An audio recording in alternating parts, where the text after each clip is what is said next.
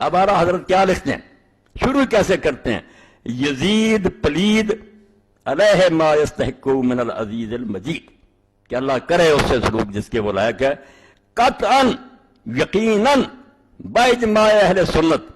فاسق و فاجر و جری علی الکبائر تھا۔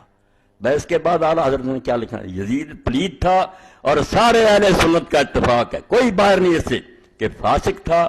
فاجر تھا اور کبیرہ گناہ کرنے میں دلیر تھا، کوئی حیا نہیں تھا اس کو۔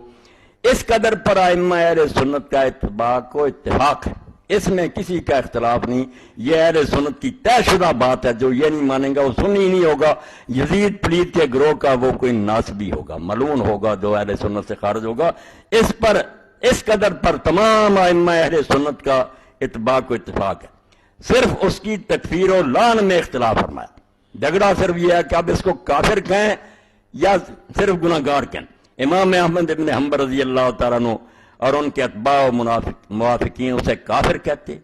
اور بتخصیص نام لے کر اس پر لعنت کرتے ہیں، اور اس آیہ کریمہ سے اس پر سند لاتے ہیں۔ آگے سارے اس کے ظلم بتائے، اس کے بھی پھر موقع آئے گا کہ یزید نے والی ملک ہو کر زمین میں فساد پھیلایا، حرمین و طیبین خود کعبہ معظمہ و روضہ طیبہ کی سخت بے حرمتیاں کی، مسجد کریم میں گھوڑے باندھے، ان کی لیڈر پیشاب ممبر اطہر پر پڑے، 3 دن مسجد نبی صلی اللہ علیہ وسلم بے اذان و نماز رہی، مکہ و مدینہ و حجاز میں ہزاروں صحابہ و تابعین بے گناہ شہید کیے، کعبہ معظمہ پر پتھر پھینکے، غلاف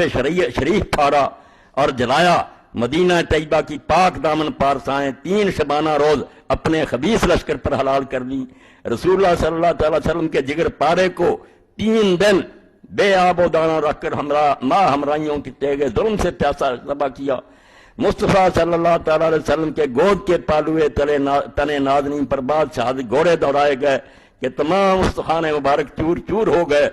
سرور انور کے محمد صلی اللہ تعالی وسلم کا بوسہ گاہ تھا، کاٹ کر نیزہ پر چڑھایا اور مندروں پھرایا،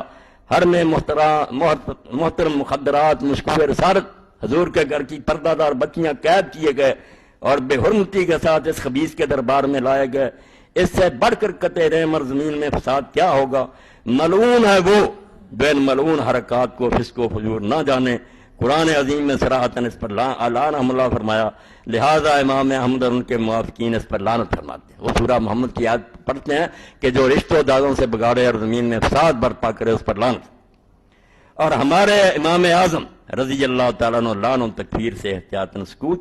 وہ کافر نہیں کہتے لعن، کہ اس سے فسق و فجور متواتر ہے۔ امام صاحب نے جو فاسقوں والے کام کیے وہ تو شک سے بالا متواتر، آسمان کے سورج کی طرح یہ فاسق ہے، کفر متواتر نہیں، کفر میں شک ہے کہ کافر ہوا یا نہیں۔ اور بحال احتمال نسبت کبیرہ بھی جائز نہیں، نہ کہ تکفیر، تو جب شک ہو تو پھر کافر نہیں کہنا چاہیے، مگر اس کے فسق و فجور سے انکار کرنا اور امام مظلوم پر الزام رکھنا ضروریات مذہب اہل سنت کے خلاف ہے، اور ضلال تو بد مذہبی صاف ہے